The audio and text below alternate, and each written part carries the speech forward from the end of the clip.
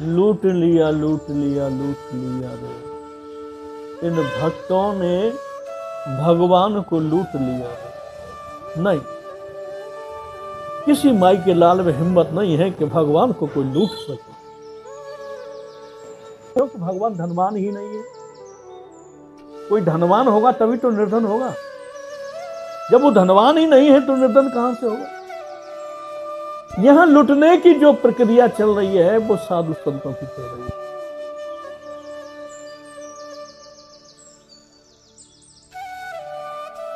साधु संतों को अपनी तपस्या का चमत्कार नहीं दिखाना चाहिए, ऐसा मेरा मानना भी है। अगर तपस्या का चमत्कार दिखाना है तो फिर मानो अपने को खुद लुटवाना है।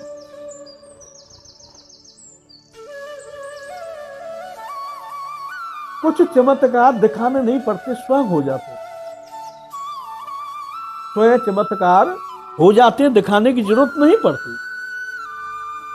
एक उदाहरण के तौर पर मैं कहूं कि मीराबाई राजमहल से अलग अपने अलग महल में रहकर के भगवान का कीर्तन करती और साधु संतों को भोजन कराती और उनके सामने गोविंद के पदों पर नृत्य करती।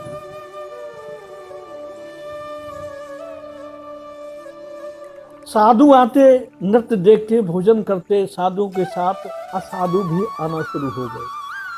जो दुष्ट प्रवृत्ति के लोग हैं वो संत का भेष बनाकर आना शुरू कर दिया। मौका लगा उनका तो मीरा से कहा, मीरा हमको भगवान का आदेश हुआ है, भगवान ने हमें आज्ञा दी है कि तुम मीरा के पास जाओ और मीरा के साथ अंग संग करो।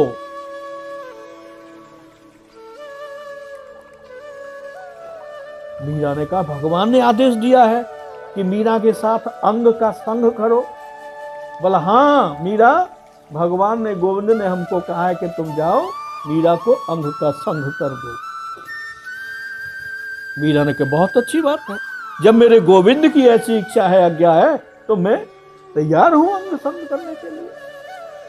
तो सबको भोजन व्यवस्था कराई, शाम हुई, नृत्य हुआ, महफिल जमी, भगवान के बड़े बड़े सुंदर पद भजन गाए गए और समय पर जब महफिल समाप्त हुई तो वही संतों के सामने मीरा ने अपना एक पलंग बिछवा दिया, उस पर बिस्तर लगवा दिया और बैठ गई। और साधु संत भी बैठे हैं। मीरा ने उन दोनों संतों को कहा कि आओ, जब तुम्हें भगवान ने आज्ञा दी है कि मीरा के साथ अंग संग करो तो मैं पलंग पर लेट जाती हूँ, आकर के मेरे अंग संग करो मेरे। वो साधु बोले कि मीरा ये सब देखेंगे, बदनामी होगी। बोला, किसकी बदनामी, कौन देखेगा? जब मेरा मालिक, मेरा भगवान, मेरा प्रभु, मेरा पति चाहता है कि मैं अंग संग करूं तेरे साथ, तो मैं खुले में करना चाहती हूँ, इसमें कोई दुबकाव नहीं। अब वो कुछ साधु संत शर्म की वजह से वहां से जाने लगे और वो दोनों दुष्ट प्रवृत्ति के संत थे, वो पलंग पर बैठे गए। मीरा ने दूध पिलाया, मीरा को जो ही मीरा का हाथ पकड़ा उन साधुओं ने तो मीरा की जगह वहां एक शेर खड़ा दिखाई। शेर इतनी जोर से घुर्राया, इतनी जोर से घुर्राया, उन दोनों दुष्टों को लगा कि अभी अगर हम यहां से नहीं भागे तो हमको ये शेर खा जाएगा।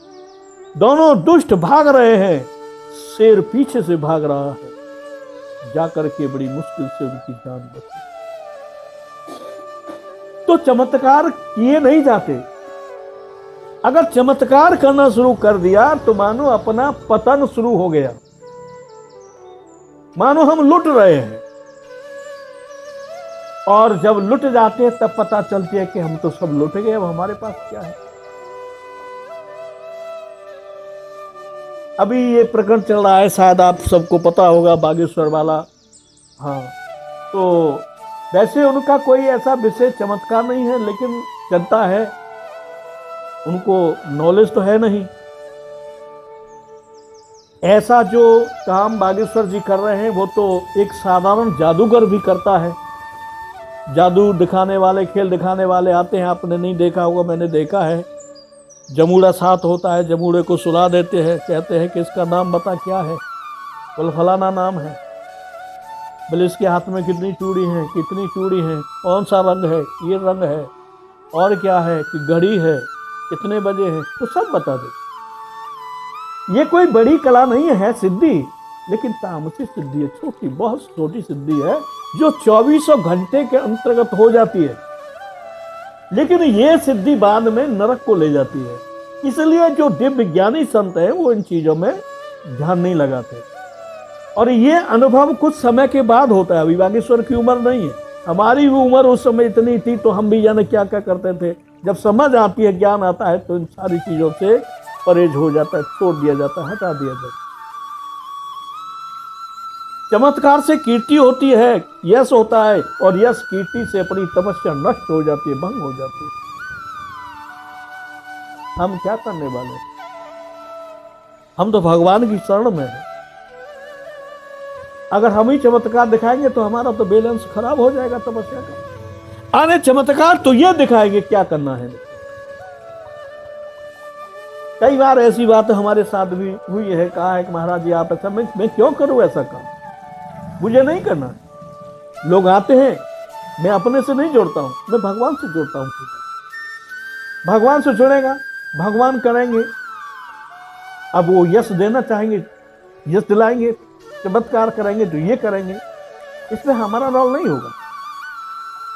जिस साधु का रोल चमत्कार में होता है, चमत्कार भी कब किया जाए? जब कोई विशेष स्थिति परिस्थिति हो, जब लग रहा हो कि इसकी जान पर आ रही है, इसके प्राण खतरे में है, या कोई ज्यादा समस्या है, तो वहां सिद्धि का प्रयोग कर लिया जाता है। कैसे कि मीरा ने जो सिद्धि का प्रयोग नहीं किया था, वो कन्हैया जी ने शेर को प्रकट किया मीरा से। लेकिन जब श्री राम जी, लक्ष्मण जी और सीता जी के सहित गंगा जी को पार करके भगवान श्री राम भरद्वाज जी के आश्रम में पहुंचे, तो वहां रुके, सारी व्यवस्था हुई, चित्रकूट राम जी पहुंच गए। उसके बाद भरत जी गए, गंगा पार करके भरद्वाज जी के आश्रम में पहुंचे, तो भरद्वाज जी ने देखा कि ये भरत भक्त है और बहुत दुखी है, परेशान है, इसको सुख मिले, आनंद मिले, इसका दुख दूर हो, इसलिए मुझे वो कार्य करना चाहिए। राम जी आए, कुछ नहीं किया भरद्वाज जी ने, कोई चमत्कार नहीं किया, कोई सिद्धि का प्रयोग नहीं किया। लेकिन जब भरत जी भरद्वाज जी के आश्रम में गए, तो कितना बड़ा चमत्कार हुआ वहां कि जितनी भरत जी के साथ सेना थी, जितने प्रजाजन थे, जितने सेवक थे, मंत्री थे, भरत जी थे, सबके लिए सुंदर महल बना दिया अलग अलग। ये साधारण बात है। भरद्वाज जी के आश्रम में, प्रयागराज में, भरत जी के जाने के बाद वहां सबके लिए महल बना दिया, सबके लिए तालाब, सबके लिए सुंदर स्त्रियां, सबके लिए दास दासियां, ऐसा भोजन, ऐसा पकवान कि जो स्वर्ग में नहीं है, उससे भी ज्यादा स्वादिष्ट।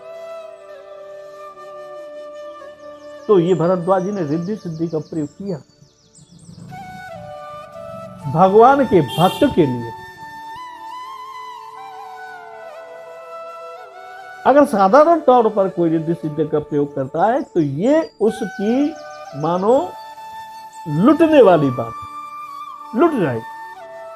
जब लुट जाएगा तो फिर रहेगा क्या उसके पास? जहां जाना है उसको क्या जवाब देगा? सिद्धियां होती है, ऐसा नहीं कि नहीं होती हो, मैं मानता हूं सिद्धियां होती है। और हमारे सनातन धर्म में जितनी सीमा की अगर कोई बनाया जाए तो कोई पार नहीं पा सकता, इतनी शक्ति है हमारे सनातन धर्म में। इतनी शक्ति है, इतनी शक्ति है, शक्ति की कोई सीमा नहीं है, कोई और छोर नहीं। और ये शक्ति प्राप्त करने के लिए खाली ज्ञानियों की जरूरत नहीं है, बड़ी उम्र वालों के लिए ही नहीं है। ये सनातन धर्म इतना उत्तम है कि 5 वर्ष का ध्रुव बालक भी अगर सनातन धर्म में जाना चाहता है, शक्ति प्राप्त करना चाहता है, तो उसको वो शक्ति प्राप्त हो जाती है। जब शक्ति प्राप्त होती है तो समाज के कल्याण के लिए होती है, अपने प्रचार के लिए नहीं।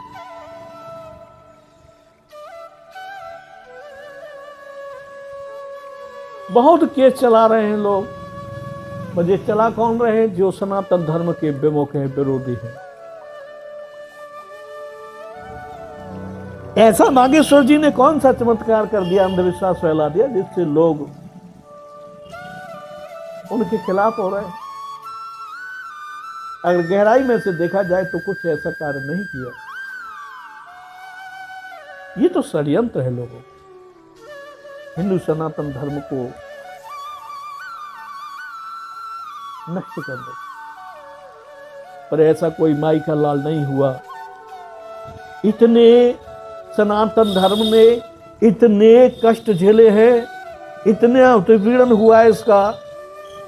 हजारों वर्ष मुसलमान शासन कर गए, 200-250 वर्ष अंग्रेज शासन कर गए, सनातन धर्म को पूरी तरह से बर्बाद करने की कोशिश की। परंतु भगवान जिसको रखना चाहे दुनिया में, उसको कौन बर्बाद कर सकता?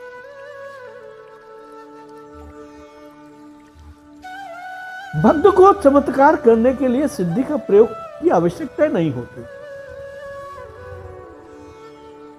जब वो भगवान की शरण में डाल देता है, प्रभु तू जाने तेरा काम जाने ये आया है, बस इतने में ही भगवान उस प्रकार कर देते, हो जाता है। लेकिन जनता भी पागल है, वो कहती है कि नहीं महाराज मेरे पीछे क्या हुआ वो बताओ। अरे संत कभी पीछे की नहीं बताते, संत आगे की बताते कि आगे क्या होने वाला है। तो अगर धैर्य है, सामर्थ्य है, तो वो देख कि आगे क्या होगा तेरा, आगे क्या होने वाला है। अरे पीछे तो गुजर गया, वो तो भूत हो गया, और भूतों को भूत ही बताते हैं।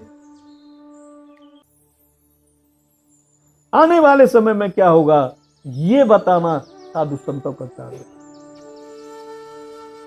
लेकिन पब्लिक है, पब्लिक आए बस उसको बता दो कि भाई तेरे इतने भाई बहन हैं, तेरे पिताजी मृत्यु हो गई है, तू फलाना काम करता है, तेरा ये केस चल रहा है, तेरा वो नुकसान हो गया।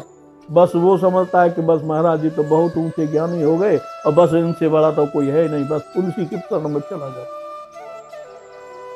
जबकि ऐसा नहीं होना चाहिए। हमारे सनातन धर्म में ज्ञान की बड़ी व्याख्या है।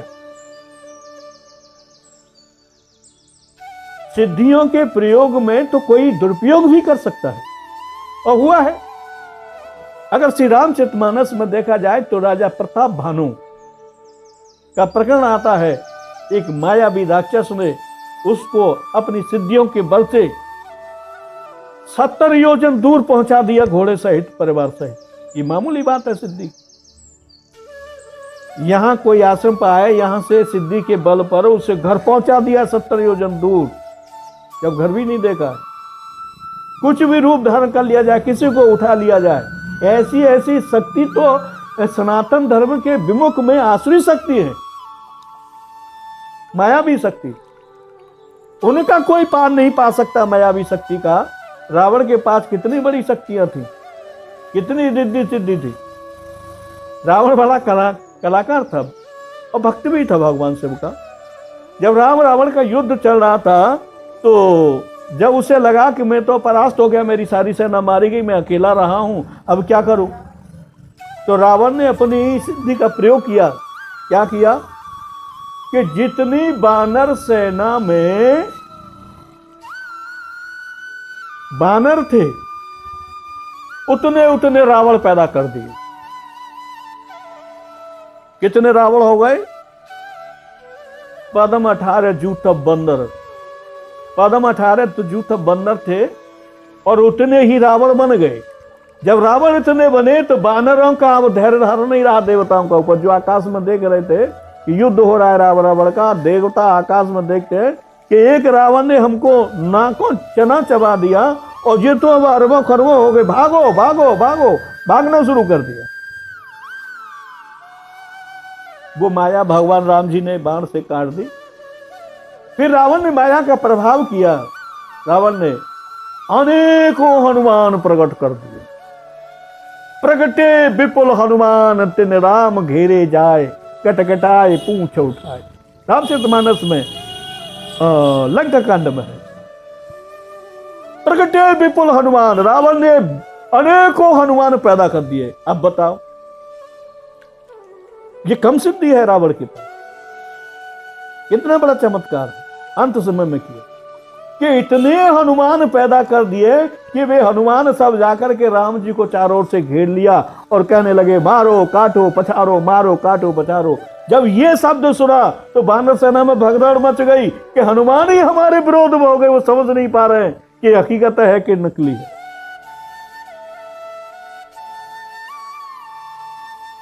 तो चमत्कारी खेल वास्तविक में संत किया नहीं है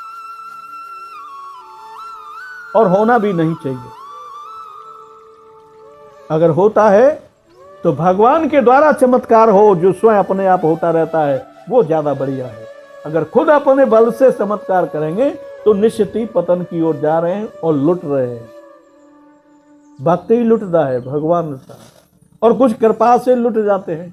आया कोई बाबा मेरा फलाना काम है, चाहे वो कितना ही कैसा भी है, कुछ भी है, और उसने कहा ठीक है जा, ठीक हो जाएगा, तो बाबा जी तो उसी में लुट गए। महात्मा तो उसी में लुट गया। अगर वो कार्य उसका वास्तव में जन कल्याण में है तो उसको कोई बात नहीं, पुण्य चले जाएंगे। अगर उसमें जन कल्याण वाला कार्य नहीं हो और वो आशीर्वाद ऐसा दे दिया कि उससे दुरुपयोग हो रहा है, तो बाबा जी का पाप बढ़ता जाएगा, सारे पुण्य एक दिन अपने आप से समाप्त हो जाएंगे। बोलो सच्चिदानंद भगवान की।